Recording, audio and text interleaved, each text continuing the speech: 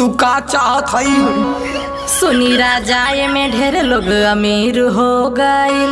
लगत ह तोहू के कवनों से प्यार हो गईल। देखा राजा तू तनी सोच समझ के बोला। देखा हमारे न सामने तू ज्यादा मुंह खोला।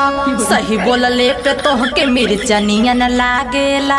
ढोरी देखावेलू का सबके अच्छा लागेला। आजकल तो यह सब ट्रेंड में चलत बाटे। तोर चक्कर जरूर कवनों से चलत बाटे। हजार चलत बजावन मन करी तू कली हा। हाँ तो बेहने नैहर जाए के प्लान कर ली हा। तो के तसक धली हले हवे बीमारी हा।